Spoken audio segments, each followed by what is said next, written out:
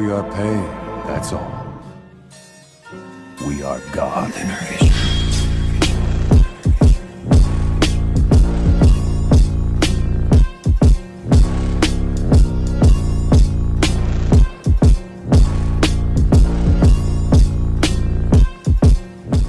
Hey guys! Here is part 2 of What If Naruto was the reincarnation of Link, hero of Twilight. Centuries ago, Link saved the world from Ganondorf. But now, Link's reincarnation will do the same task. Watch as he now struggles to become a hero guided by the Triforce. And of course, he has Midna by his side to help him. Don't forget to hit like and subscribe and check the author in the description. Let's start. Chapter 6. 5 days later reveals the surviving Genin team have all passed the second portion of the Chunin exams, when Mitarashi Enko had, after signed waivers, released all teams into Training Ground 44 aka the Forest of Death. Nothing much happened, except Naruto had stolen a metal iron shield used by Iwanins during the Second Great Shinobi War.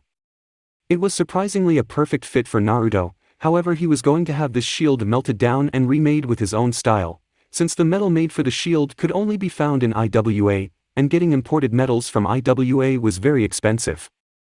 There was also the incident between Team 7 and Orochimaru, who attacked them, and bit Sasuke on the neck, burning a cursed seal on the boy. Naruto was out cold, yet managed to hold back Orochimaru. Skills alone however cannot compete against experience. We're now at the site of the third exams, which is basically a 2-stage event. The first stage was to hold an elimination tournament, to weed out stragglers, and then in 1 month, host a second tournament in front of the entire village, and visitors from all around the countries. Naruto was standing on the balcony, in between Tenten and Hinata, watching as Sasuke finally won against his opponent. After Hayate announced Sasuke as the winner, Kakashi had Shunshin away, taking the boy with him. Enko had warned Sarutobi of Orochimaru being in the village, so security was up. What made it worse was that the council still saw Sasuke as someone of royalty, and did not wish to lose the boy to anyone else. They never knew about the cursed seal, but Sarutobi did, and which is why Kakashi took Sasuke away, to have it sealed with a suppression seal. After several matches, the next lineup in the selection was Uzumaki Naruto vs Inuzuka Kiba. Alright, time to kick Naruto's ass. Kiba leaps over the railing, and lands on the ground. Naruto joined a second later, across the field. You know, you may have been a Jinchuriki, but even your improvements won't match up to my strengths, Naruto, and I'll prove it, Fox Boy. Naruto smirked. His scent is still that of ramen, and for some reason, a kitsune. Naruto, use the heavy blade. Naruto took off the scroll, and unseals it, now wielding Zabuza's weapon. He smirked, lifting it a bit, and holding it steady. Come at me dog breath. Hajime. Hayate announced, and then went into a bit of a coughing fit. Kiba charged at Naruto, but then immediately jumped back when Naruto swung the heavy weapon into the ground, channeling chakra to send a ground shockwave. Kiba cursed, as he had almost gotten caught. Then he grabbed Akamaru and jumped away when Naruto came at him spinning wildly. He used the weapon's heavy base as an anchor to swing around. He stopped himself, and had gotten a bit dizzy as a result. Kiba took this opening and landed a kick to Naruto's back, sending him buckling to his knees. Naruto kawarimi away and appearing elsewhere flung several senbon. They all missed. You idiot! Get rid of the dizzy spell. Naruto had finally gotten rid of the dizzy spell, and held the blade up when Kiba appeared with a punch. The dog boy howled as he backed away, shaking his aching hand. Naruto took several senbon, and flung them. He had learned how to aim for pressure points, since Midna has good memory. Also, the medical books helped in the last 2 days before the exam started. Kiba was pushed aside by Akamaru. Naruto seals the heavy blade away, took out some ninoms, and threw them at Kiba. They all exploded, sending the Inuzuka and his animal companion flying back. What the hell? Kiba coughed, as his nose was assaulted by the burning smell of black powder. They're called ninoms. Tenten's grandfather created these, and I bought the only small stash he had. Try and find my scent now dog boy. That's the spirit Naruto-kun. Kick his ass.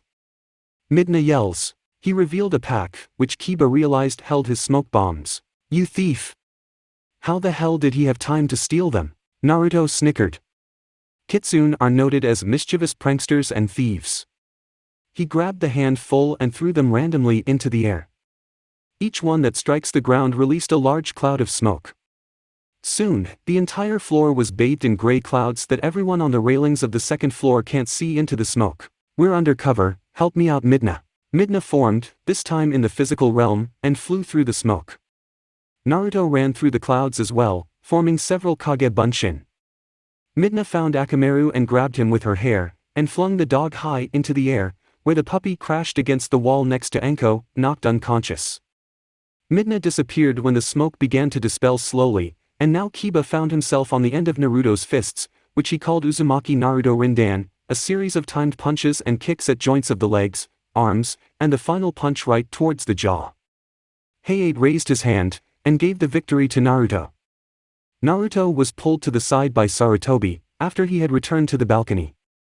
All the Konoha ninja had noticed Naruto was carrying around a shield on his back which on its surface shone Iwa's iconic symbol. "Naruto, where did you get that shield from?" Sarutobi asks. "I stole it 2 days ago," was his reply. "That guy was pretty angry when I stolen this shield from him, after of course I nailed him in the balls with a fist-sized rock I picked up in the forests." "What do you plan to do with it?" "You can't obviously carry that around since we have some ninjas who have fought in the SGSW. Going to have Tenkujiji melt it down into my own shield style. Once I managed to draw up how I wanted, of course." Sarutobi nodded, finding it as a good enough excuse. "Just make sure there's a henge or a genjutsu on that shield so it does not show Iwa's symbol. I don't want you to get in trouble with Umbu." Naruto nodded. Kurenai volunteered, and she had changed the shield so it no longer showed Iwa's symbol. The next few matches were mediocre at best, but Naruto felt that Temari did not have to brutalize Tenten like that. Ino and Sakura both knocked each other out in the end. The girl kin from Oto, Naruto was intrigued by her, however in the end, she lost to Shikamaru. The next match, which Kakashi by then had returned with Sasuke resting in the hospital on Umbu watch, was Hyuga vs Hyuga. Naruto gave Hinata a comforting hand squeeze, before she joined her cousin Neji on the floor. "Give you. You cannot win, fate denies your victory." Hinata shook her head, shifting the Juken. "I cannot. I have to prove myself that I can fight. I will not fail my wisdom." Midna looked at Hinata, seeing as her Triforce piece was glowing softly for a moment. Naruto smiled softly. "Don't cower out, Hinata, remember you have the knowledge of wisdom. Use it." Neji scowled. "You are foolish, Hajime," Hayate announced. The two rushed in, and fought. Throughout the match, both were using the family Kekai Genkai, and the fabled Juken family art. Neji's style was rigid, while Hinata's flowed like water. However, Neji held hatred towards Hinata due to her being of the main branch, and he was but of a lowly servant with the caged bird seal hidden behind the hitayate he wore. Neji finally managed her in, and unleashed the Hakurokujinshu, 8 divination signs, 64 palms of the hand. Then, it happened.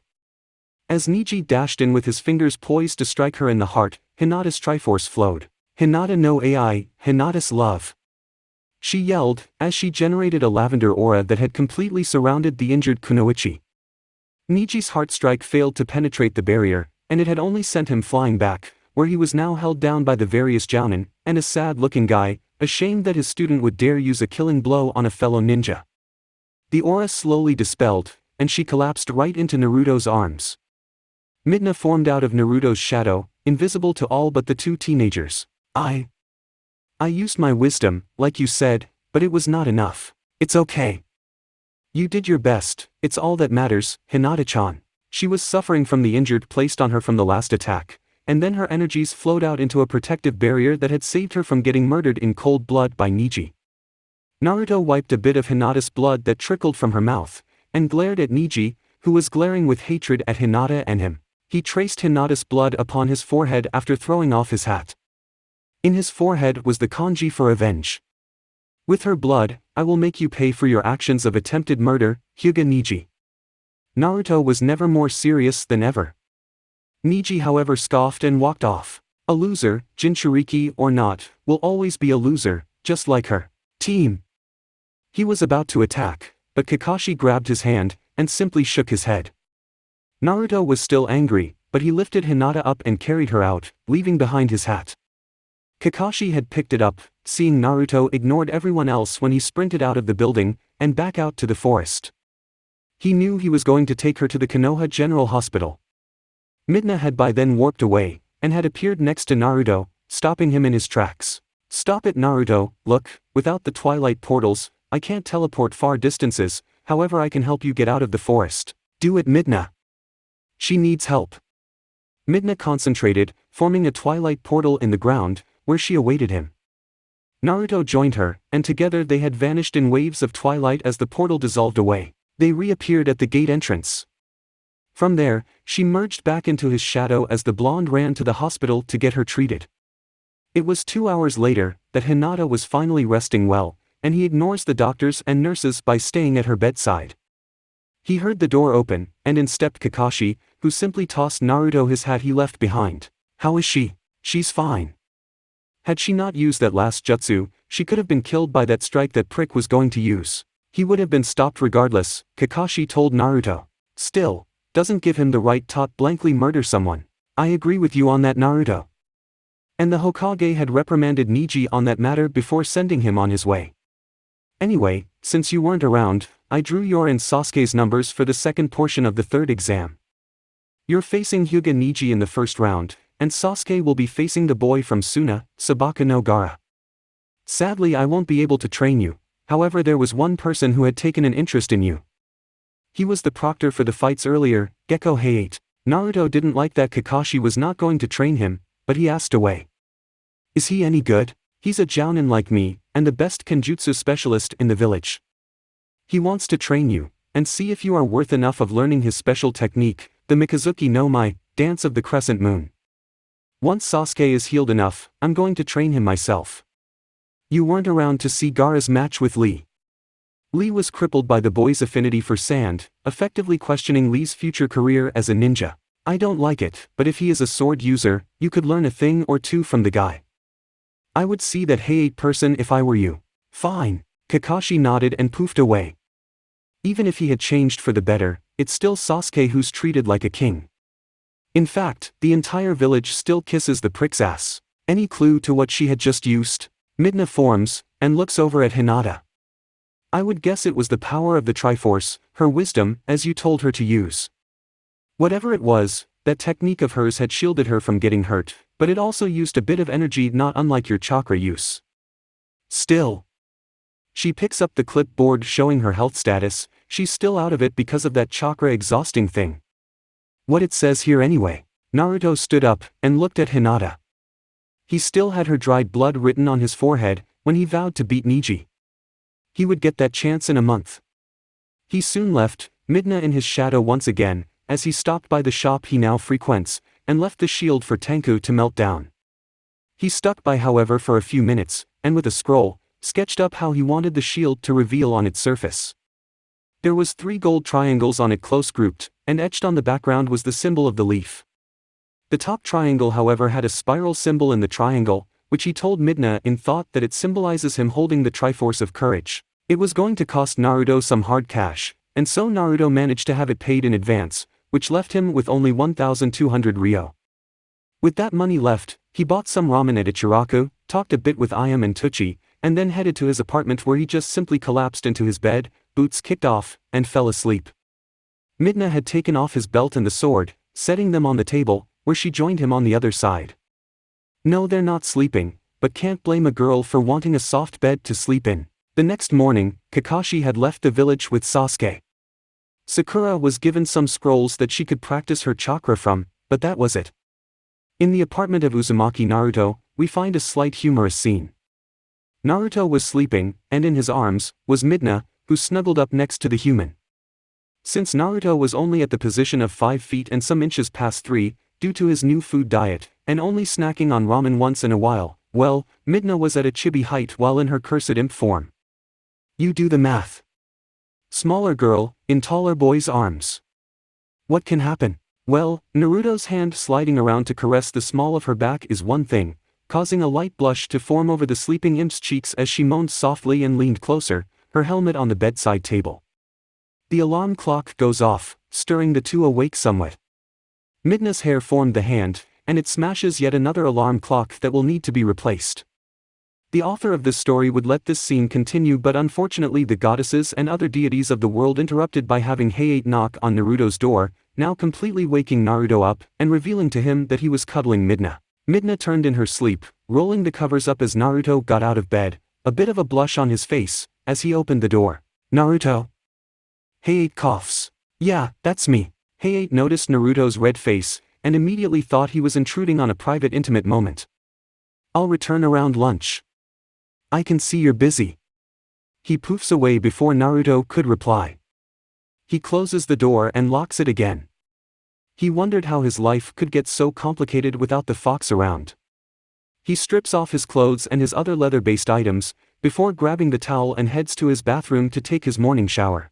Midna was laughing it away inside Naruto's mind. Umbrellas? Honestly. Sure, umbrellas have been used at times in the past, but still. I have never seen such a thing with the photo of someone's rear art worked on its surface.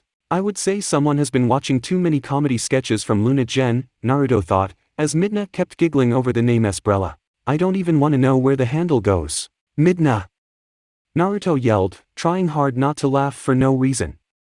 It'd make him look like some schizophrenic. How many people would buy those things? To-san! I am yelled. Naruto dropped by at Ichiraku, only to see the same umbrella which Tucci had bought half an hour ago on his break. Well, so far one person, Midna said with a cheeky grin. What? It was for 5 Ryo.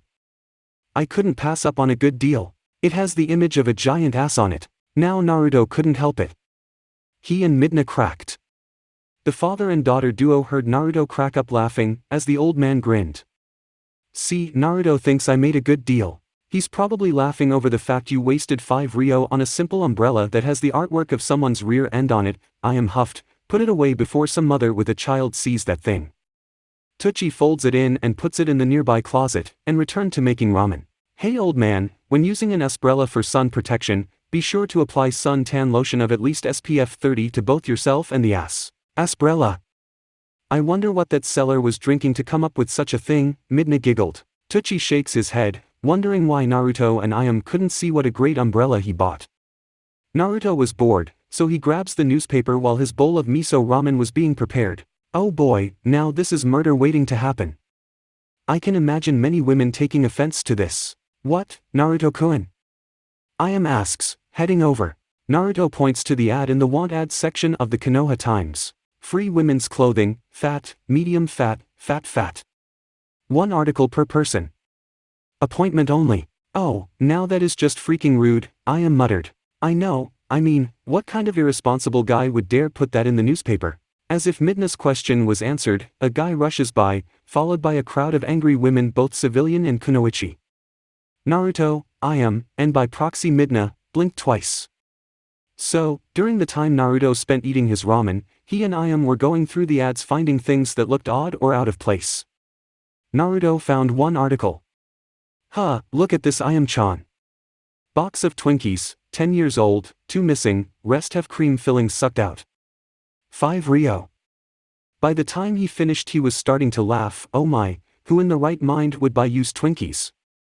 And the way it describes the rest of the contents. Oh boy. Ayam was giggling, but over another ad. When Naruto looked at it, Midna howled with laughter over the 1 letter misspelled in ducky. After Naruto finished his 12th bowl, he left the small restaurant stand and headed off. He was minding his own business when he heard perverted giggling. Both he and Midna saw a man with long white hair, wearing red kabuki clothing, and he was peering into a peephole near the bathhouse springs of the women's side of the lot. Naruto thought this was a perfect prank, and he transformed into Naruto. Midna growled, when Naruto used that technique of his, as Naruto gently tapped on the man's shoulder. Excuse me sir, but what are you doing? She asks in a low sultry voice. Naruto thought the man was about to have whiplash by the way he spun around so fast. There, in all her nude-bound glory, was Naruto-chan. Jiraiya's nose busted into a nosebleed, before Naruto smashed her foot against his crotch, and hinged into a clothed female. You pervert!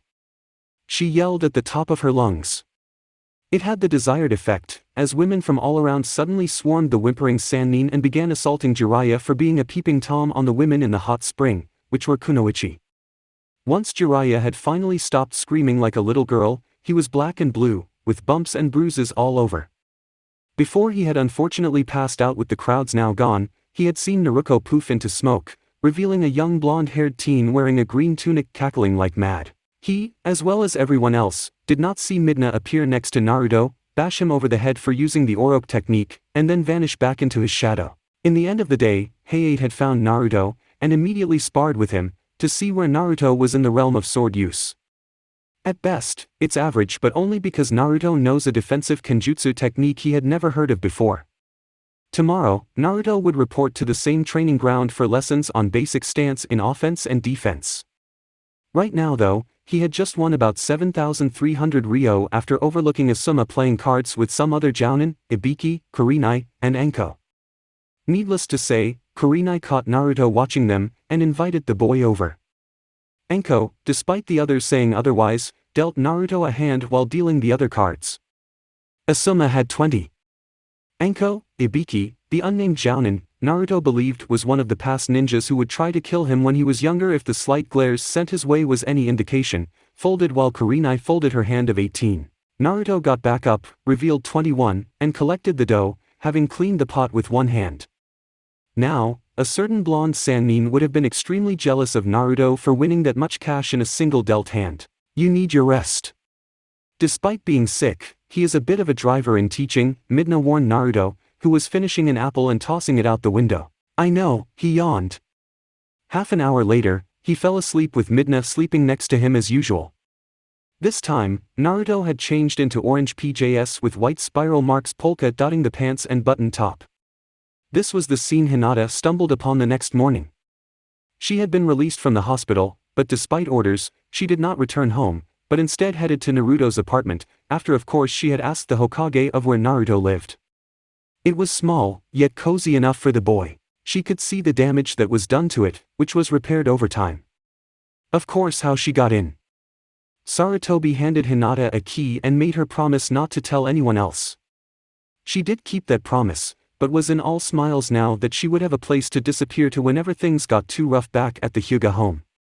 She tiptoed to Naruto, finding him cute sleeping that way, though with the way he held Midna, she also felt jealousy. If there was one thing she liked was sticky buns. If there was one thing she could well in terms of baking, was chocolate chip cookies, her deceased mother's recipe. The scent of cookies lifted the air, as Naruto and Midna followed the aroma, seeing Hinata having just turned off the oven, and there was a stack of cookies on one of his plates on the table. Good morning Naruto-kun, Midna-han. Why is Hinata here? Naruto sat down at the table, as did Midna. How'd you get here? Well, I was released just 2 hours ago this morning, but I didn't want to go back home, so I asked Hokage-sama where you lived. He gave me a copy of your house key so I could come see you. I couldn't wake you up this morning, so I decided to bake my cousin's cookie recipe. Go ahead, try it. She had also poured 3 glasses of ice-cold milk, which Midna looked at the edible, taking a small bite of it. Naruto took a bigger one. Wow, this is really good, Hinata-chan, Naruto praised her. She blushed, smiling softly. I have to agree. I never had anything like this before. Naruto smirked. Don't eat too much Midna, or you could get a stomach ache from too much chocolate. Oh, tell me about it. The last time I had this chocolate was years ago, before Link and I would tackle that problem of finding a way to the mirror shard that was high above the land in the clouds. Back then, chocolate was in a bit of a bulk item, and was much more concentrated in all that sweet sugarness. Well, this chocolate is semi-sweet with less sugar, Hinata says. After the threesome had their fill, Naruto sat back in his chair. So, are you just going to stay here today, Hinata-chan? I never did have house guests before. Well, other than Ojizen. Hinata smiled softly. I'd like to stay Naruto-kun. Great. Listen, I have to get going and meet Hayate-sensei. He's teaching me how to properly wield my sword so I can be a better kenjutsu specialist. Midna can keep you company. Before Midna can respond, Naruto left, soon got dressed, nabbed 2 more cookies, and left with just the master sword. Midna can be by herself away from Naruto. It's just. What could a Hyuga princess and a Twilight princess talk about? No matter what, indifference and prejudice still exists today, especially since Naruto is still seen as the demon fox incarnate, or the Kyuubi in the guise of a human. That includes several council members such as Sakura's mother, Sarutobi's old teammates, and Danzu, who still sees Naruto as but a pawn to take control of the village. Proven fact when a 28-year-old woman named Tsubaki glared at him as he passed the local mart area to get to the training grounds which Hayate told him to meet him at. Upon arriving, he heard the draw of the blade, and brought the master sword out and up, blocking the attack. Hayate leaps back, coughing a bit. Excellent, reaction time seems to be better than yesterday. Now then Naruto, time to practice. The village through the rest of the day has gone uneventful, except one of the Oto Genin, Zaku, was killed by Gaara when his sealed demon reacted to the night of the full moon. And of course, in the following 3 days, Hayate when he doesn't hack or cough would drive Naruto into the ground to perfect his stance. Naruto had adopted Link's stance of swordsmanship, though Midna who was always like a second shadow to his ancestor, and with the acquiring of his new shield, it helped him well. However, it's a Thursday afternoon, on the second week of the month, mind you all, when Naruto was given a break from his training.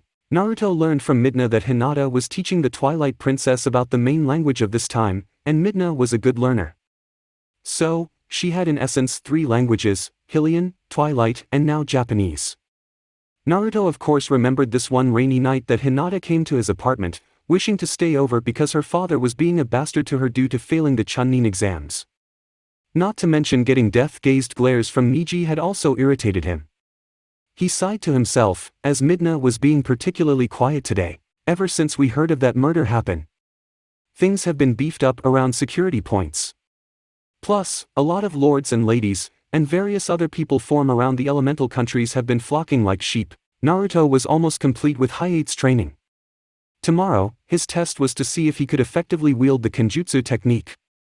But right now, Naruto was bored out of his green hat. He had managed to get a metal plate replacement, one that was green, ironically enough. He just never knew that you could add food coloring into metal to change it into a specific color, though silver is the most used color in headband plates. So, his hat really is green, and not green with an ovalish plate of silver on the front. He suddenly falls back down after bumping into someone. Midna, who was idly floating by him, invisible of course, watched as her Naruto got back up, only for them both to realize who they had bumped into. It was that white-haired pervert who screams like a girl when getting assaulted by angry women. You! Jiraiya yelled, you got me in a lot of trouble last week with those women. Run Naruto! And run he did. He felt something rush him, and on instinct leap over the tongue that flew back into the closing mouth of a large yellow and white toad-like creature. At the nearby Munryo Cafe, Naruto version of Starbucks. Oh shut up, Sarutobi was out of his stuffy office, enjoying his special blended coffee, when he heard a commotion occur. One of the Fire Lord's horses was snagged by Naruto. Get back here you gaki. That was a familiar voice. Naruto snapped the reins, and the stallion whinnied as it began to gallop fast down the path, civilians and ninja alike all jumping out of the way. There was Jiraiya, as he gave chase, on the yellow and white toad with the red vest armor. Naruto must have met Jiraiya, he mused, taking a sip. The Fire Lord, who was sitting next to him, said nothing, except enjoy his tea. I hope the boy returns my horse. Okay, maybe one word. A/N, listening to Hyrule Field, orchestral, would fit this small portion of the story. The 2 guards stared in shock as a horse came barreling out of the gates, leaping over the crowd of visitors, followed by a yellow and white toad with the toad Sannin, giving chase to the genin wearing the green tunic. The crowds unfortunately had to get out of the way or get flattened. The guards, Biggs and Wedge, both wondered what the hell was going on. Midna was laughing merrily as she clung to Naruto. Naruto never in his life had any experience riding horses, and yet, here he was, riding a horse he nabbed earlier to get away from the crazy white-haired man. The stallion he took had a beautiful coat of brown intermixed with creme white, while the animal's eyes were a rich cerulean blue. He begged the horse to go faster, and it neighed, following Naruto's command for some reason. Gaki! Jiraiya yelled, go faster, Gameruto! I'm trying! The summoned toad replied. Naruto saw a path diverge off, and took a quick turn. Jiraiya and the toad almost went the wrong way but had corrected and continued the chase. Naruto came up to a fallen tree, and he snapped the reins. Hiya! The horse whinnies and jumps over it, not faltering in speed. Up in the trees, were watching this happen, especially a woman with purple hair wearing a Nico mask. She had recognized the genin wearing the green tunic as Uzumaki Naruto, the boy her boyfriend Hayate had taken an interest to and was currently training him. She knew that tomorrow Hayate would teach the boy his Mikazuki no Mai technique, to see if he was worthy of learning it. What confused her and the other was Jiraiya. The Toad Sannin was accusing Naruto of causing him of something, which now led to this chase. She had to admit it, for a boy who had no experience with animals he was doing very well with this horse, even if he had indirectly stolen it from the fire daimyo. "Let's go," she heard the boy announce. She and the other watched as Naruto made the leap over a wide gap in the ground of a small chasm with mud within said hole, and Jiraiya had nearly fallen in had Gamuruto not lash out with his tongue around a tree to climb out of the wide hole. Naruto of course had already gotten a good lead ahead of his pursuers, both known and hidden. "Oh wow, this is wild!" Midna yelled with excitement bubbling in her voice. "It's been so long since I last been on a horse ride with anybody." "Well, hold on, because that perverted man is catching up." Damn good and no experience in horse riding, Midna thought, as Naruto took another path, one which led to a quiet meadow field. And so, this chase had gone on well into the rest of the day, running through various paths, where at one point they had rushed through a nearby small civilian village. As the sun was setting, Team Guy had heard the cry of a stallion, and had to jump out of the way as one come barreling up the path towards the village gates. "Naruto-kun!" Tenten gasped. "Get back here, you idiot!" They heard another voice. Hopping past was a tuckered-out white and yellow toad in red armor, and the rider, who Guy recognized as Toad Sannin Jiraiya. And then Guy heard the tall tail of following in the trees. Tenten had by then gone rushing off to see Naruto. And so, Guy and Lee followed, and so did Neji to an extent, though he held indifference on his face. As Naruto entered the village, he spotted Hinata, and nabs her off the ground and into his lap. "Hey Hinata-chan." The poor girl broke into a blush. Naruto continued riding as many people got out of the way, and he was now pursued by several Hyuga branch members who were nearby when Naruto kidnapped the heiress. As the sun was slowly disappearing, and the stars began to emerge into the slowly darkening sky, Naruto halted his advance in front of his apartment. There waiting for him at the front yard, was Sarutobi and the fire daimyo. "Did you enjoy your ride?" Sarutobi questions Naruto, who helped Hinata to her feet. I was enjoying a cup of coffee on my break, and imagine my surprise when I see you stealing one of the horses of the fire daimyo." "Oh, gomen nasai," Naruto apologized to the fire daimyo, when the man, who looked to be in his mid-40s, simply raised a hand to silence Naruto. "It is quite alright." It was an action that was made out of haste. Never before have I ever seen my stallion accept another ride with such ease other than me. The man chuckles softly. "Epona really doesn't take kindly to strangers. Yet she seems to accept you very well." "Oh, so that's her name." "Yes," he clarifies to Naruto. Crash! The toad collapses after one final hop, and then more people shown up. Tenten, followed by Lee and Guy, Neji, 5 Hyuga branch members, and led by Nico. Sarutobi chuckles, and holds a wide smile. "I say Naruto, you always seem to bring out the best in the village. What the hell are you doing?" Tenten yelled, nabbing the boy by his ear, thus pulling him off the horse. This only caused the two men to laugh even more, as Sarutobi walks over to Jiraiya, who had sprawled onto the ground off the exhausted Gamuruto. "Jiraiya! Nice to meet you again." "Hello sensei," he mutters. "I take it you met Naruto." Jiraiya hops onto his feet, dismissing Gamuruto, who gladly disappeared to rest his poor froggy feet. "Wait, is he?" Sarutobi only nodded. Jiraiya couldn't believe it. He never noticed it until now. As he got a closer look, the girl with the buns was still chewing out his grandson. Minato's son. "I was chasing his son all day." "What the hell, Hokage-sama?" Nico spoke up. "You're all dismissed. Though I would like a report on Naruto's little misadventure on evading Jiraiya here." He held a smirk as Jiraiya made a frown appear with a hint of a groan at being outraced by his grandson. Nico and the others nod and poof away. Sarutobi then turns to the Hyugas. "Go home as well. Everything is fine here." They didn't reply, but soon after they too left. "Yosh, such an excellent youthful boy Naruto is," Guy exclaimed. Sarutobi nodded. "So I take it you have just returned from your mission?" Very well then, meet me at the tower, Guy. Hi. Team Guy is dismissed.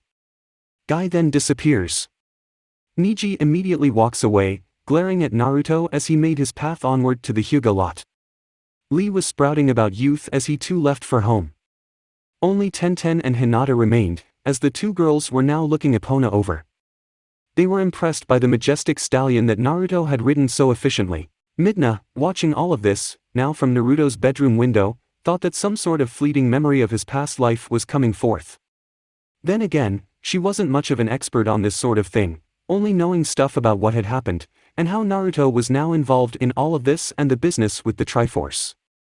Don't forget, centuries ago, Midna was learning everything about Link, Zelda, and their connection to Ganondorf via the Triforce during the whole adventure of saving the world from evil's grip. Well, Link has 16 years getting used to riding his horse. Odd enough, both his and that man's horse share the same name, she thought. Naruto-kun had no experience whatsoever in riding animals, much less a horse, and yet he outmaneuvered that perverted man with the white hair all afternoon. She heard the door close shut, and floated out of the room into the living room area. What happened? Well, the fire daimyo would like to have me take horseback riding lesions, just to be sure I can handle his prized stallion. He's even thinking about releasing Epona to my care. Midna blinked. Really? She asks, her accent slipping into Twilight for a brief moment. Hi, really? Link had Epona, and now it looks like Naruto would as well. What is it with blondes and being heroes?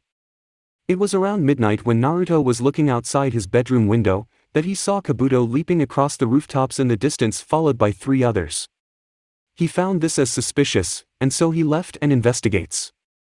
Upon arriving, he blocked a kunai thrown by Kabuto, as Orochimaru had just sealed Zaku away, and was in the process of sealing Kin away as well. Well, a snooper. I didn't think you would be curious, Naruto-kun. Naruto held the master sword up, glaring at the traitor.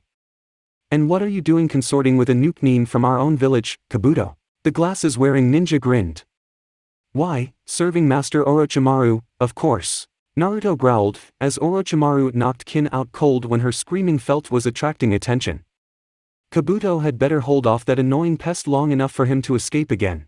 Well, Naruto-kun, the traitor hissed, we meet again. How is Sasuke doing? You? He attacked, and Kabuto produced his chakra no Mesa and fought back. Naruto however blocked Kabuto's attack, and countered with Gokumonkin. Kabuto took a step back, however dodged the Senbon that Naruto flung. Naruto Kawarimi when Kabuto struck his produced Kage Bunshin and Naruto appeared on a flagpole top. Orochimaru appeared, his task complete. We're going, was all he said, before vanishing. Kabuto smiled grimly, and followed his master. Naruto leapt back onto the ground and ran off sheathing the sword again. He got to the warehouse which Kabuto was blocking his path from, and smashed the door down. He heard banging on the coffin lid, which was in the process of getting the surface cracked. He hacked away at it, before managing a stronger large crack. Inside, Kin punched her way through, but with the seals applied to the coffin, was draining her strength, making her very sleepy. She however passed out when Naruto had managed to crack a large enough hole, to drag her out. The door opens and slams shut, waking up Midna from her sleep. She groaned, and wondered what the hell was going on.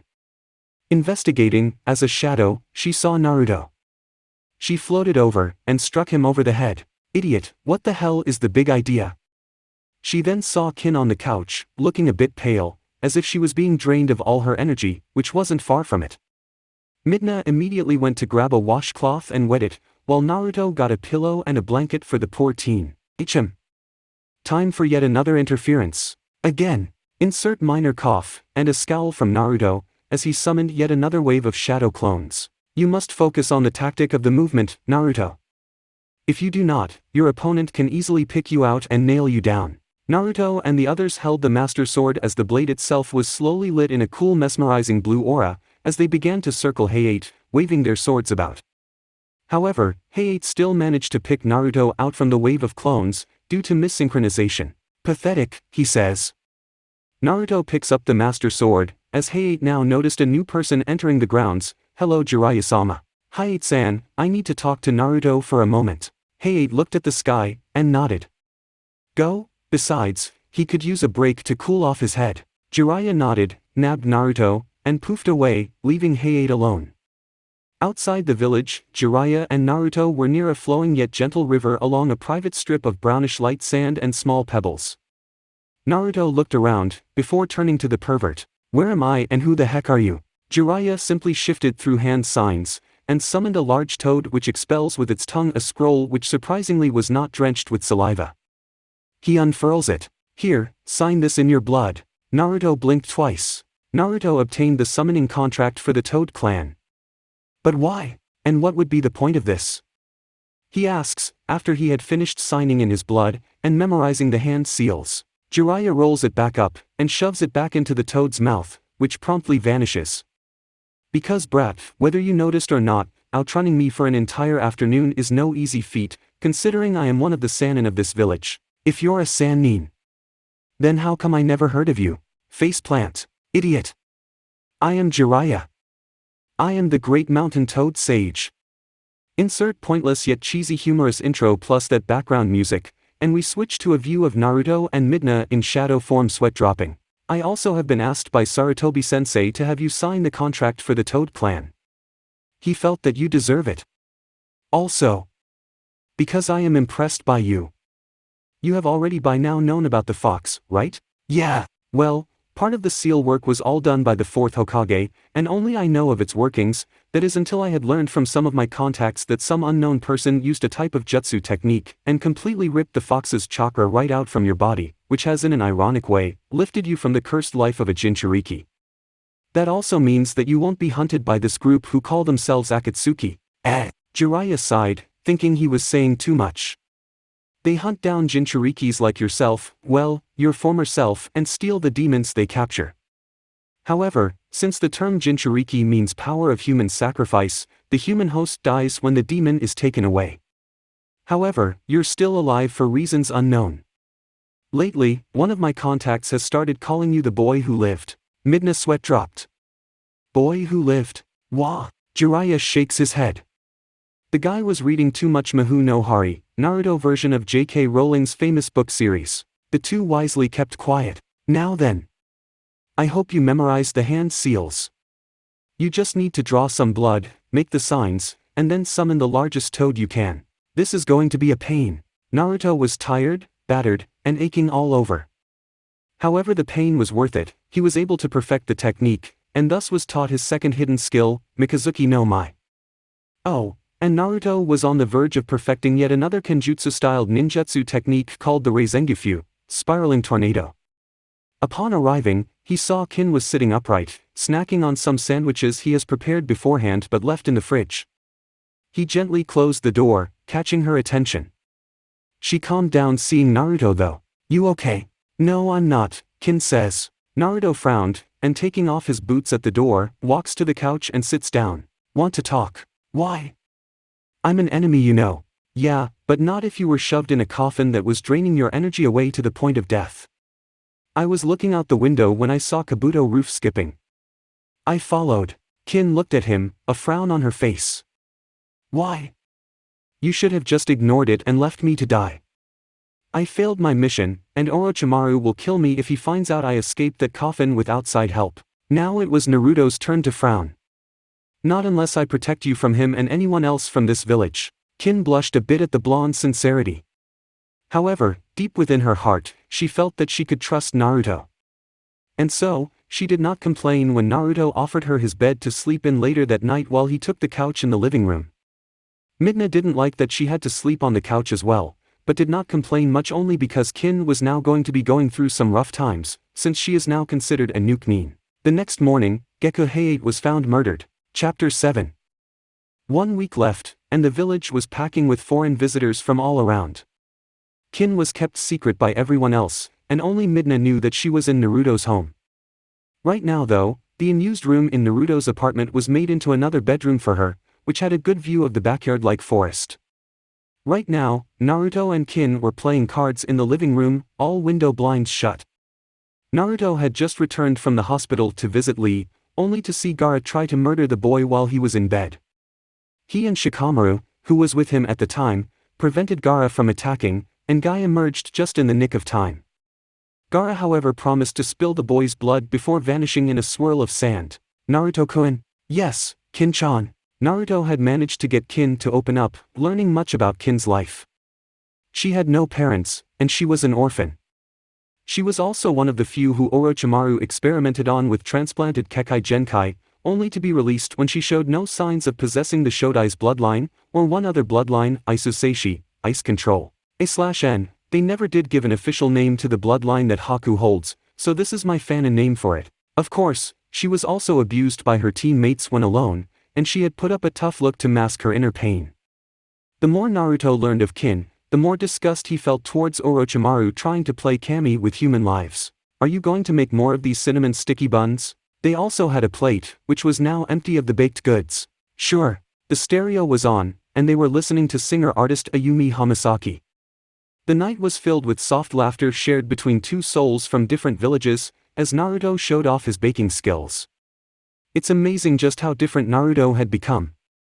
Naruto had to thank Tsunami for showing him how to cook during his stay at Nami during the mission to save the country from Gato one of these days. Sarutobi held a slight suspicion of Naruto when Kurenai made a minor report of Naruto buying bedroom supplies during a meeting that dealt with the threat issued by Orochimaru. However, he felt that Naruto had a reason to do so, and though Tit was for Hinata to stay whenever she wanted to be close to the boy. They just never knew of Naruto's secret roommate. As for the rest of the rookies, Kiba was training with Akamaru to improve his teamwork. Naruto had without knowing pointed out some of his flaws, and was improving himself to be better. Shino was meditating for his upcoming battle with Sabaka no Kankuro. Temari and Shikamaru were training, Temari, and lazily relaxing playing shogi with his father, Shikamaru. Hinata was with Sakura and Ino, and Neji was by himself. Tenten and Lee were sparring, Guy was refereeing the spar, and for everyone else, Naruto barely had time to see them all. Now, in the next morning, Naruto heard someone knocking on the door. Upon answering the door, he's dragged away by the yellow and white toad with the red vest-like armor.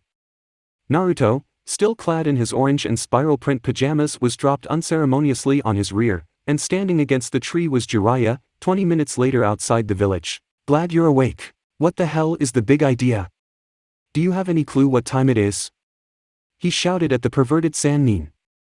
The sky was gaining more and more light, as the time was, last time Naruto checked his clock, 6:50 in the morning. It could be 7 right now. The white-haired man grinned, and lifted Naruto off the ground. Yes, and we are going to be training for the rest of this week. First off, you are going to practice summoning toads until you summon the head boss, Gamabunta. Got it, Gaki? Yeah, pervy sage, don't call me that. He retorted, once you manage to summon Gamabunta, we'll go from there with chakra control refines. To be a good shinobi, you must have excellent control. And even without the fox in your gullet, you still have enormous chakra storage due to the fox's power. Practically, you're your own village's Umbu, but even with all that power, it's nothing if you can't control it. Now, start summoning. Oi! Where are you going? Jiraiya then gained a pervy grin. Going to peep, poof, pervy sage. He was alone outside the village, and Jiraiya was off doing his research, leaving the boy alone in just his PJs. If I get dragged out of my house like that, I'm going to start wearing boxers under these pants. He sighed. Mendokus. In the bedroom of Shikamaru, the young Nara sneezed in his sleep, mutters the catchphrase, and turns to his left side. On his first try, he had met 2 small toads. One was red-orange toad with black markings and a dark blue-gray vest named Gamakichi. He had also summoned his younger brother, Gamatatsu, a pale yellow toad with light orange markings and chubby cheeks. Both liked candy treats, and while Gamakichi was the more level-headed toad, Gamatatsu held a carefree aloof manner. Imagine Jiraiya's surprise when he heard a loud cry of Gamabunta demanding what he was doing out in the human world 2 hours later. Uchiha Sasuke was an orphan. In one night, he had lost his entire clan to his older brother Uchiha Itachi, S-rank Nukenin of Konohagakure no Sato. He was the last Uchiha of the village, the other somewhere in the world. He vowed to avenge the death of the family by killing Itachi, and the only way he could do that was to get even more powerful. For the whole month, Sasuke was put under extreme training by Kakashi, and soon, upon his return, he would defeat Gaara, and then put his claim as the strongest by defeating Naruto as well. It's the day of the finals of the Chunin exams. The Fire Daimyo had hired a band that was currently finished playing. They had time for one more song, and this one was a new one. The genin who passed all lined up in view of the entire arena audience. As the band was at the second portion of the orchestra, the Heroes Medley, Legend of Zelda and Neizo no Murasame Jo Ost, the Legend of Zelda, orchestral version, from the entrance, Naruto had made his entrance. He had Epona with him, as he rode into the arena amongst some hushed silence but the music playing. "Well, I think this music theme suits you well," Midna tells Naruto. "I agree," Naruto replied. It was common knowledge that Naruto had stolen one of the Fire Daimyo's horses, and got away without any repercussions. As he strode up to the genin, and the jounin who he knew was the proctor for this portion of the exams, he noticed they were looking at him as if he was from another village, which wasn't far from it. He did not see Sasuke there. Shikamaru and Shino have known Naruto in the past, and to see the blonde not wearing any hint of orange. Well, they did not see anything wrong with Naruto having been chosen by the fourth to be the jailer for the demon, and actually respected the teenager because he had held back the dangerous and strongest demon in the world. Right before that, masked man had attacked Naruto, and stolen the fox. Fashionably late entrance, Naruto? Shino asks in his usual soft voice. Naruto nodded, as he hops off Epona, and the stallion whinnied when Naruto gave it a smack on the rump, and it galloped out of the arena. He turned back to the others as the band finished playing, and applause lit the air. He went and stood between Shikamaru and Temari. "Where's Duckass?" Shikamaru sighed, muttering his catchphrase. "Not here obviously." Naruto looks over to Temari. "How've you been, Temari-chan?" She smiled a bit. "I've been well, Naruto-kun. Well, good luck in the finals." "Same to you, Naruto. If only he was from another village." Temari was feeling guilty over what was going to happen. She had made friends with the boy, and now she was going to betray him once the invasion started. The jounin by the name of Shiranui Ginma watched everyone quietly and calmly with his hands clasped behind his back. He chewed on a very long toothpick as he gazed all the audience. Unlike other jounins, his hitayate had been tied backwards. The metal plate was on the back of his head and the fabric kept his hair out of his face and eyes. Looking over to the box, he watched as the Sandaime Hokage entered the balcony that overlooked the entire arena, followed by two jounins. Sarutobi silently sat on the stone chair, the two jounins standing on either side. Next to him sat the Kazekage and his guards. Looking around, he noticed that the stadium was full, and so glancing down at Ginma, gave the slightest of nods. He took that as his cue and spoke up, his voice carrying to every pair of ears listening as the band was packing up to leave. "May I have your attention?" He called out, waiting as everyone stopped talking and focused all their attention down on him. "Now, welcome to the final matches of the Chunin exams. Before we begin, let's once again introduce the 8 genin who made it all the way here today." The youths stood at attention as applause echoes. Zaku had made it, but since his death, they changed the lineup so that Shikamaru would be facing off against the girl from Suna. Now, like in the pre-elimination exams, a winner is decided if the opponent cannot continue, by death, or if I step in to stop the match.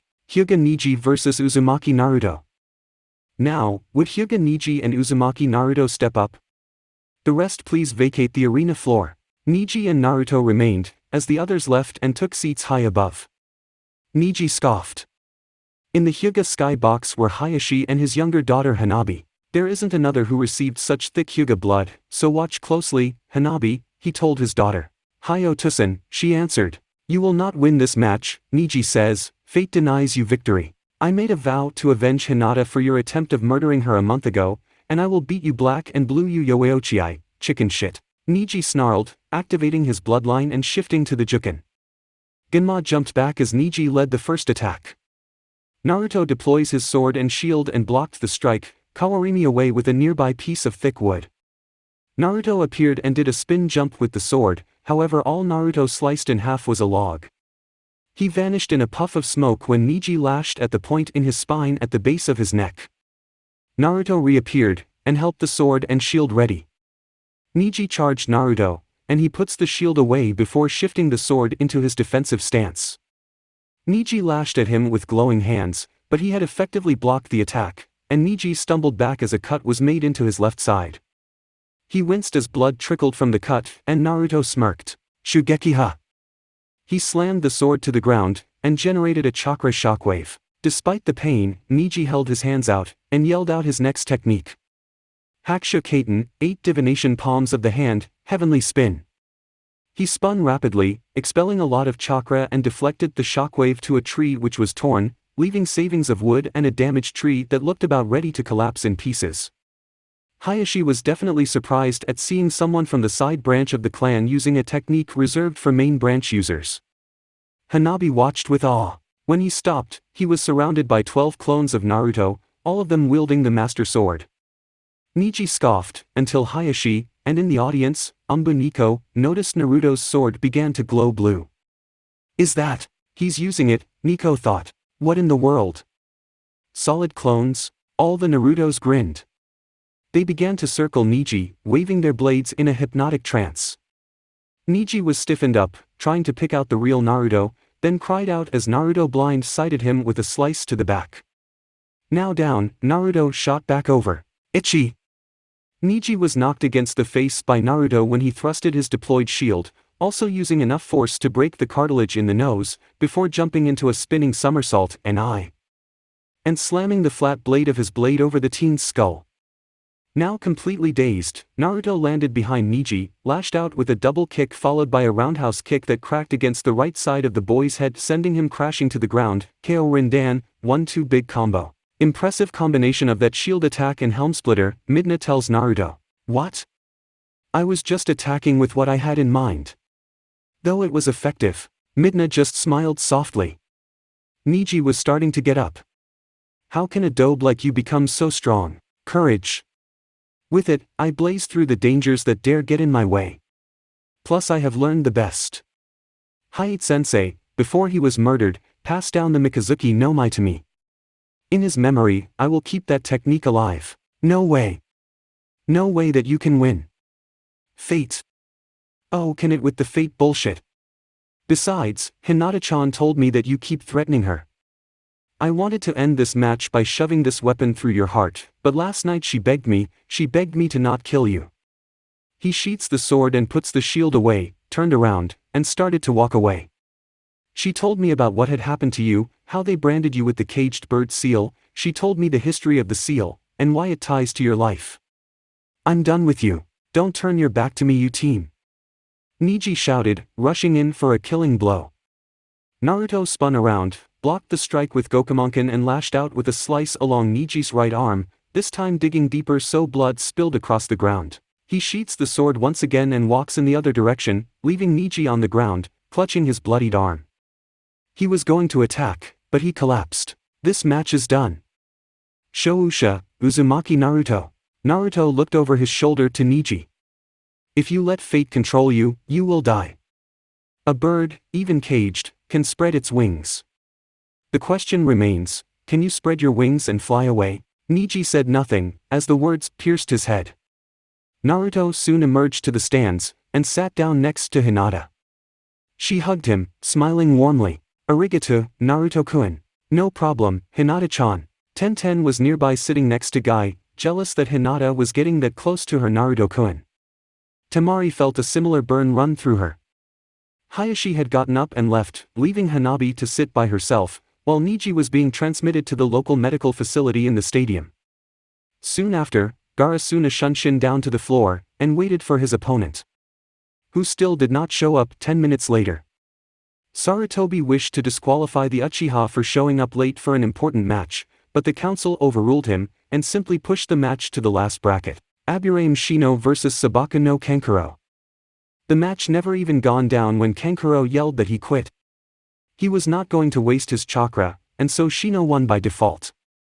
Everyone did not like that decision, booing due to no action. So, with no match, they decide to go white the next lineup. Sabaku no Temari vs Nara Shikamaru. Temari on the other hand did not wish to look weak, so she fought against her opponent, Shikamaru. Kin looked at the Hitayate that Naruto somehow managed to acquire. The fabric was black. As she removed her slashed-up Hitayate, it was then replaced with the Konoha headband. Elsewhere, Oto Ninja were finishing the last traces of the runes for the upcoming summoning jutsu once the signal was sent. Enemies were ready, both outside the village and hidden among the crowds. And Orochimaru was thirsting for his former sensei's blood. Back at the arena, the fight was lasting into the hour mark, and Shikamaru had Temari trapped with his shadows. All of a sudden, he gives up, claiming chakra exhaustion, and that it's too troublesome to knock out a woman. As the arena cleared, a large gust of wind and leaves emerged a minute later, and in a dramatic stance, appear Uchiha Sasuke and Hatake Kakashi, standing back to back. The entire stadium went berserk with the Uchiha's entrance, but Naruto felt that these people, mostly Konoha, was giving the boy too much credit. Midna agreed as well. Uchiha Sasuke vs Sabaka no Gaara. Gaara joined on the floor, with a bloodthirsty grin. The match of Uchiha Sasuke vs Sabaka no Gaara would now begin. But, before the proctor, from his position near the judges, could start the match, a sinister laugh echoed throughout the village. In a swirl of black tiny squares, the unknown person had reappeared once again. Chapter 8. Gaara immediately felt threatened, and sent his sand to attack. Imagine his surprise when his sand was immobilized. Temari, Kankuro, and Baki were also surprised. Sasuke was also paralyzed, and then thrown clear across the arena, crashing into the Kazekage. "You will do well," he spoke in a sinister voice. He held out his hand behind the cloak, and then threw what looked like an orange and black line jagged object. The black and orange glowing shard impacted Gaara's forehead, sunk halfway in, and it stayed there like a kunai in a dead nin's chest. Gaara dropped to the ground on knees, as all of his sand began to spiral around the Sunanin. Naruto had by then leapt over the railing, Midna taking notice of grooves made near the railing, dragging out his sword and shield. The figure chuckled, seeing Naruto get swatted away by the dark aura that was now surging around Gaara, sans the screams he was releasing. "So, you are a hero. Well then, hero, let us see if you can survive this." The man cackled as he vanished in a wave of twilight, just as an inhuman roar slipped from Gaara's mouth. Slowly the sand compacted around, growing larger, and changing from light to a pure black, with lines of blood red tracing around in runic patterns. Slowly, the same sand began to fill until it resembled a type of whirlpool-like sand pit. "Naruto! I think I see a similar pattern." "What? Remember that object you found, the spinner? Use it on those square grooves you see lining the edges of the arena walls, fast before you're sucked in." Naruto backed away, as the sand slowly transformed into hardened sand armor. The head resembled a raccoon, however the arms were constructed with stone-plated segments lining the arms and the shoulders. Half of the body was melted with the sand that had pooled the arena floor. Oni horns lined the sides, curving around, as red beady yellow eyes stared at the marked hero. Raccoon marks were visible around the eyes. It was so quiet, one can hear a pin drop. Naruto's heard reply, "OSH. Twilight Suna Gianto, Sabaka no Shikaku." What the fuck? That was not supposed to happen. The Kazekage threw angrily, gently removing, roughly tossing, Sasuke off him. Who the hell was that? That man just completely threw off my plans of invading this damn village and destroying it. Fuck it. The sand rumbled, as several decaying warriors armed with ninjutsu and round shields emerged from the sand, and slowly began to track Naruto. The Konohanins were trying to get all the now panicking civilians away from the danger as Naruto rushed to the edge, and held the spinner that Midna pulled out for him. He hopped on and zipped across the railings carved in the wall. At the same time, the Kazekage decided to go with his plans anyway. An explosion ripped through the skybox as enemy ninja sprout from their hiding positions and began attacking. The Leaf were caught off guard, but they were able to fight back, while the Kazekage ripped off the skin, revealing the snake Sannin who kidnapped Sarutobi, and had him trapped behind a jutsu barrier. This is similar to the monster Link had to fight against centuries ago in Arbiter's grounds, however it was an undead brought to life. But it looks like we have other problems than just this Twilight beast. The village is under attack, and I'm busy trying to take out this creature. How the heck do I fight this thing then? Well, wait until you get to the back, and then eject off the rails and go in, lashing out the backside with your sword. Let's try that route. Go! As Naruto stayed on the spinner, Shikaku slowly turned around roaring, "Sabaku Shirkan, Sand Fong." Several fong-shaped waves of hardened sand were sent trailing after Naruto, who disengaged off the rail and charged Shikaku, the fangs following. He moved out of the way when a rotted corpse emerged, but one of the fangs struck the spinal area of the demon and it roared in pain. Naruto! That's it! Trick the demon's attacks back at itself. Already on it, Midna. Naruto was back on the spinner again, but this time he was cutting it close with several of those decayed ninja popping up in random areas like zombies would in those slasher films he once watched on TV. Whoever that person was, Sarutobi-sensei, Orochimaru hissed, back with the battle between Kage and Sannin, has completely destroyed my plans, but at least I can still try and take you all down. So, Suna are betrayers. Yes, because they listened to me. However, they never knew that the Kazekage had been killed the first time, so in truth, I pulled the blinds on their eyes. Once the leaf has been destroyed, survivors will blame Suna, and you peace-loving freaks will destroy them. You won't get away with this. Sarutobi yelled, shifting signs. Orochimaru was way ahead of the old man, and attacked with his jutsu first. Sarutobi dodged the jutsu. Meanwhile, back with Naruto, he was tracking along the gear tracks, but this time he had to dodge these saw-like blades that ran along the tracks. Not to mention, those zombies that popped up would not create a more steadier defense. However, Naruto was getting help from Midna, who was looking for weak entrances to get close enough to mislead those sand-fang attacks. They were getting bloody annoying. Orochimaru cackles, as the duo jutsu of earth and fire barely got through his defenses he summoned forth.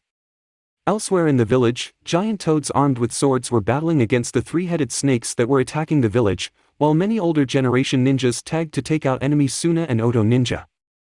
Sasuke was still out cold because the seal of reacting to his anger of not being able to fight Gaara, and the rest of the rookie genin were fighting Kankuro and Temari. However, a loud roar echoed, as Naruto shot away when the sand fang impacted the area around the back. The sand demon was disintegrating away when Naruto let its sand fangs trailing to strike back at itself for more times, as most of the sand compacted, flowing back into the giant gourd, while the rest of the regular sand seemed to just melt away. Naruto now stood on solid ground, until the sand exploded from the gourd once again, this time forming a giant raccoon-like creature. It towered over Naruto, with its loud angry cry it unleashed. Oh crap, now what? It unleashes a shuriken made of sand, barely hitting Naruto had he not leaped back. Try and get to the top somehow, Naruto.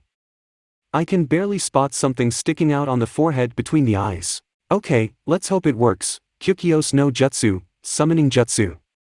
A giant billowing puff of smoke emerged, and now matching the Shikaka's height, was Gamabunta, the leader of the Toad clan. What in the world? What's going on? Gamabunta was surprised the first time when Naruto summoned him a week ago, and now, here he was once again, only in a different situation. Hey, I need your help. That guy over there is being controlled by an evil force. Can you distract it for me?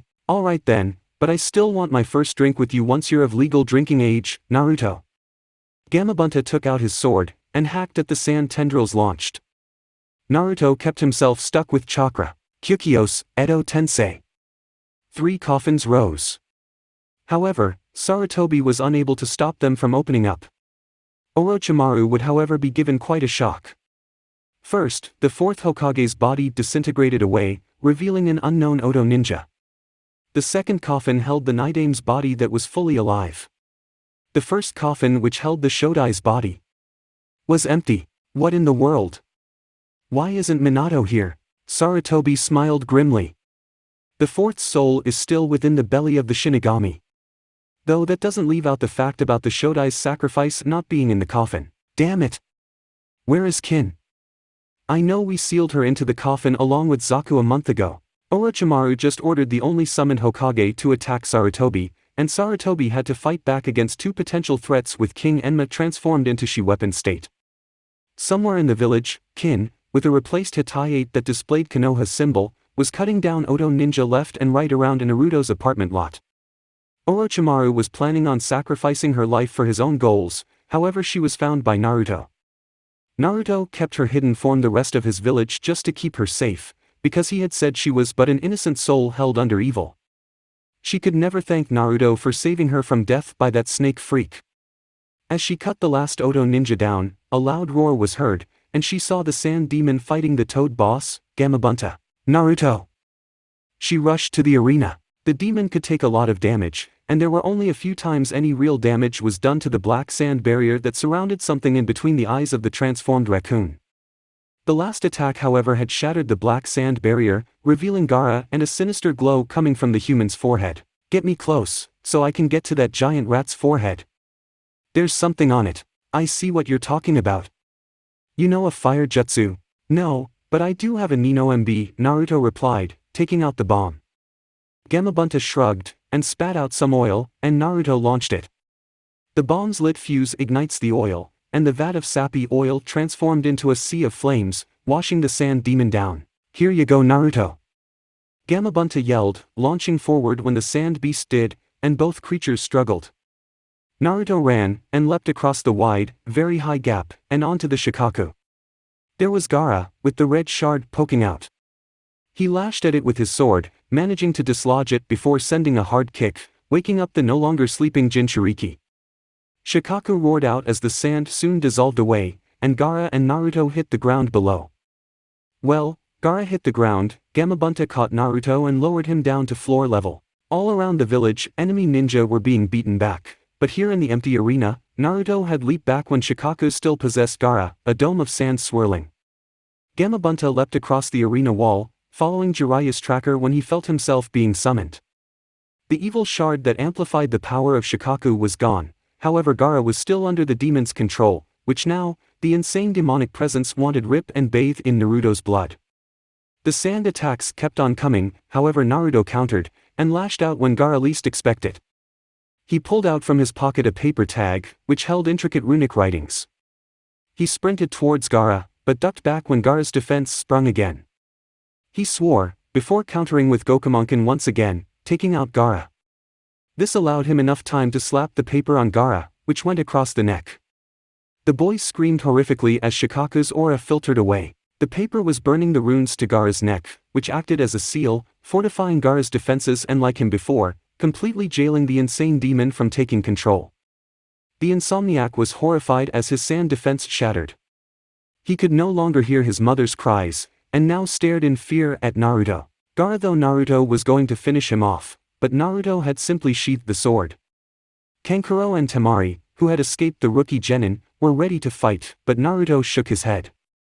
I never saw you three escaping, Naruto said. Besides, whatever the rune paper did, it had sealed away the demon inside Gaara. So he's safe now. Get out of here, now. Temari smiled softly. Thank you for saving my brother. She and Kankuro disappeared, but she had dropped something. It was a folded metal fan. Naruto obtains Kagura. An artistically designed small metal battle fan capable of wind attacks. This apparently belongs to Sabaku no Temari. Naruto-kun. Naruto turned around, and was engulfed in a glomp by Kin-chan. This was the sight the rest of Team 7 minus Sasuke, Teams 8, 10, and Team Guy but Neji, came across when they were chasing after the Sabaku siblings. The sight of the Oto girl, Tsuchi-kin, from the Chunin exams hugging Uzumaki Naruto, who held her in a protective almost loving embrace. Naruto-kun, are you alright? Yeah, I'm fine.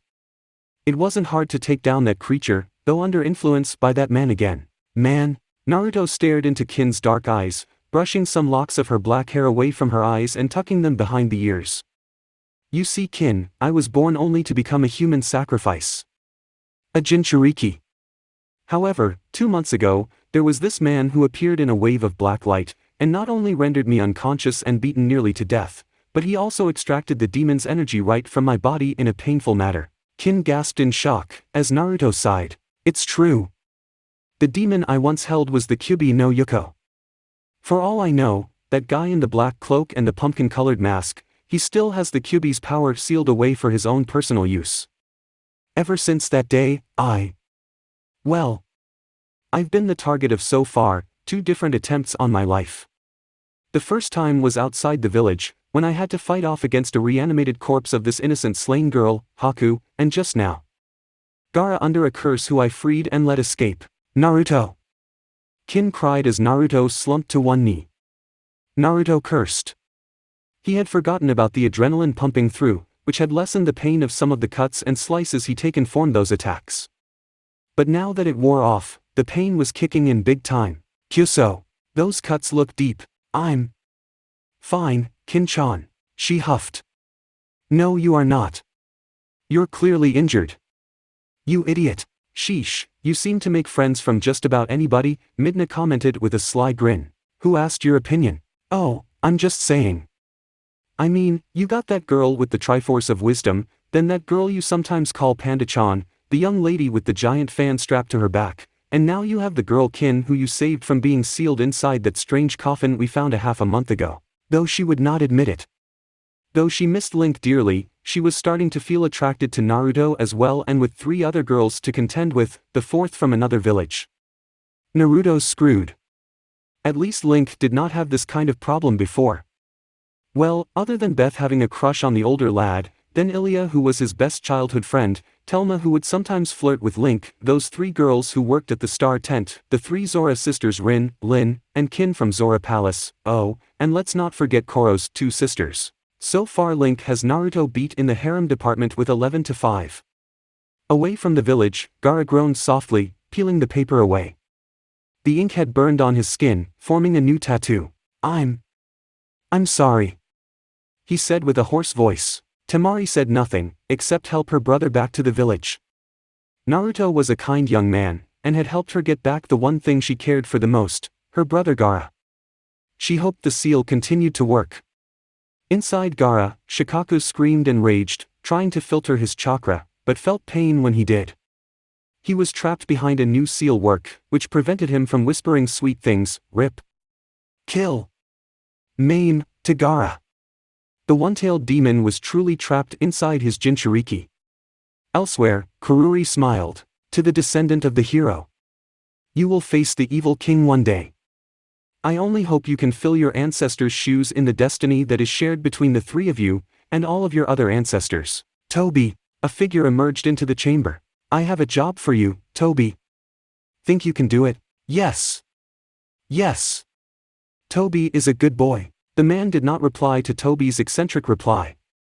You are to team up with Deidara, and go after this next target, understand? He showed the target of which he would have to go after. Toby understands. He is a good boy. I won't disappoint you. With a dismissive hand, Toby disappears. The person then looks at 2 other figures, one with black eyes, and the other with a sword attached to his back wrapped in bandages. Go after the fox. The 2 disappear, their assignment given to them. Toby re-emerged in his other chamber, and looks into the mirror. The reflection showed his alter ego, the Twilight King. His childish-like voice faded. Once all the demons have been captured and sealed, it will be time to release the King of Evil.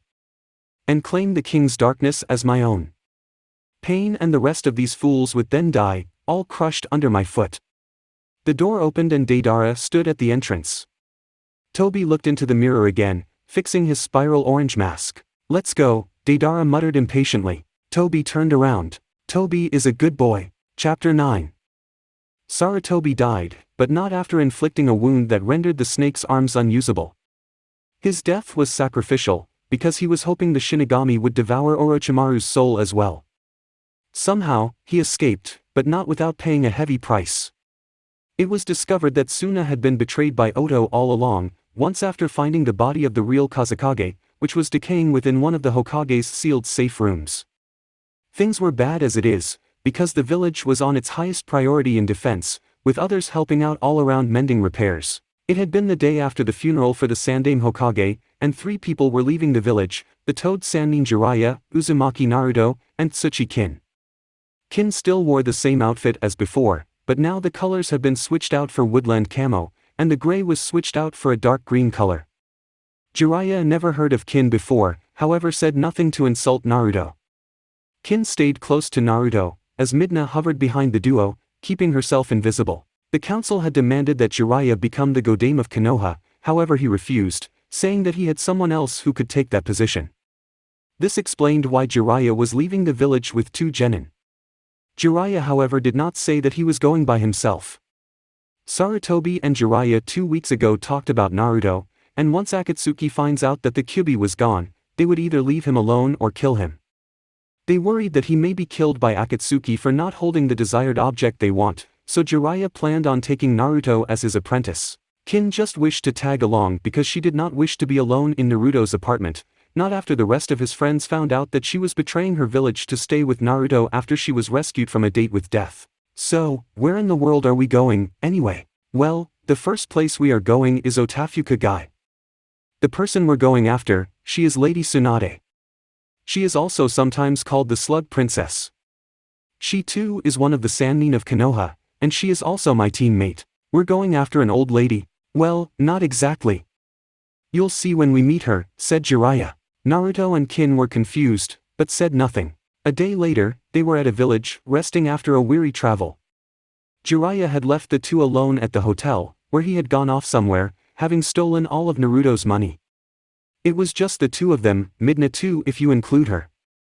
Of course, before Jiraiya left, he told Naruto to don't try anything with the girl before running off giggling perversely. Naruto! Stop thinking those thoughts, pervert! Midna yelled at him, causing Naruto to wince at the loud voice. Kin of course was taking a shower in the only bathroom they had in this one-bed hotel room. What thoughts?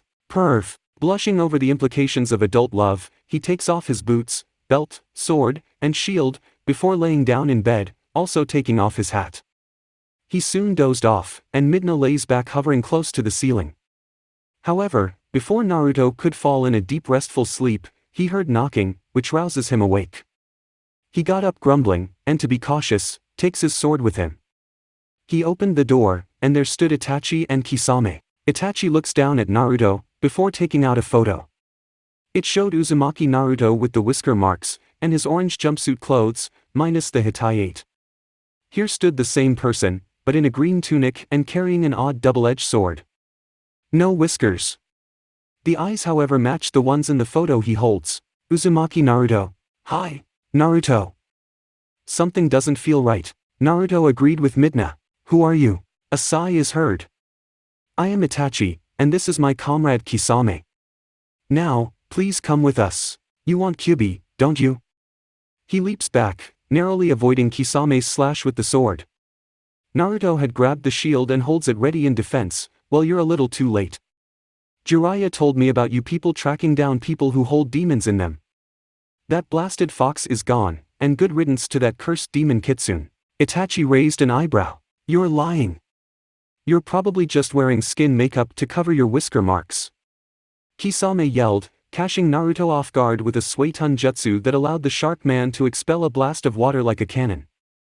Naruto was sent crashing towards the wall, and Kin had run out, but froze upon seeing two S-rank Nuke at the door. Plus, she was clad in a towel, but survival overpowered modesty. Naruto coughed, and Itachi watched for this skin makeup, but saw nothing melting away, revealing the whisker marks that identified Naruto as the Jinchuriki of the Kyubi no Yuko. But it couldn't be. Naruto stood up anyway, ready to fight back, or stall for time. Right now he was cursing Jiraiya for leaving him. He may have the Triforce of courage, but he doubt he could content with two strong ninjas like these two. Itachi! Itachi looks down the hallway, and saw a snarling Sasuke, Sharingan blazing with rage, and already forming what looked like dark blue lightning within a compressed sphere. This was known as the Chidori. Sasuke has rushed, following his brother's path, when he had overheard that Itachi was in the village looking for Naruto. He had also learned that Kakashi had been defeated in a matter of seconds after exposure to his brother's red eyes and the technique he too experienced, Tsukuyomi. Sasuke, who's this kid? Kisame questioned whether or not to focus attention on Naruto and the nearly naked girl, or the newcomer. Mayototo. Really? I thought you killed your entire clan. Kisame questioned Itachi. All but him. Die! Sasuke roared, rushing Itachi. However, before he could shove the Chidori through the older sibling, his wrist was caught and effectively snapped. Both them were struck by an invisible force, which was Midna who was still invisible. Naruto had by now reattached his belt, and managed to slash Kisame's back. Kisame was shocked when he saw the sword that Naruto was now using against him. Zabuza's Kubikiri Hocho. Where the hell did you get that? Zabuza died, and told me to take it. Kisame growled. This kid was now one of his brethren, if he now wields Zabuza's fabled weapon. Suddenly he heard the sound of flung kunai. Jiraiya had appeared, which Kisame blocked the kunai that was thrown at them. Sasuke was tossed aside, and was knocked out cold, after he was placed under Tsukuyomi. About time you got here, you perverted ass. Naruto yelled. He and Kin had managed to slip by the two Nuke and now joined by Jiraiya. I don't feel like dying today. These two Naruto are part of the organization I told you about. I think they now realize they won't be getting the Kyubi anytime soon since you no longer hold the fox within you. Kisame glared at Naruto.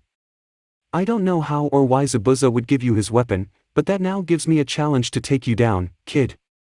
And when I do I shall take that sword from your cold dead hands. Itachi however held up his hand, halting Kisame from attacking. Kisame, we're leaving, the mission is a failure. Naruto is no longer a Jinchuriki. How he survived death I may never know. We must report back to Leader Sama. Jiraiya however shifted through hand signs before slamming his hands to the floor, and turned the entire hallway into the insides of a mountain toad.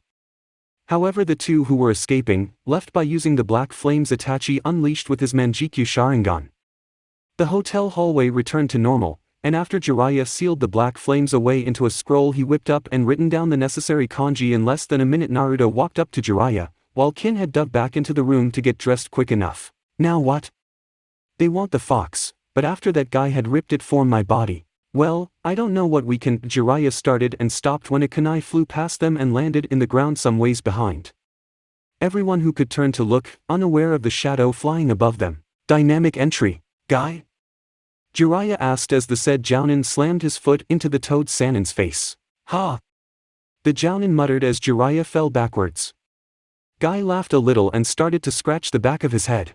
Sorry, he said, I was using my forehead protector as a mirror because I forgot mine.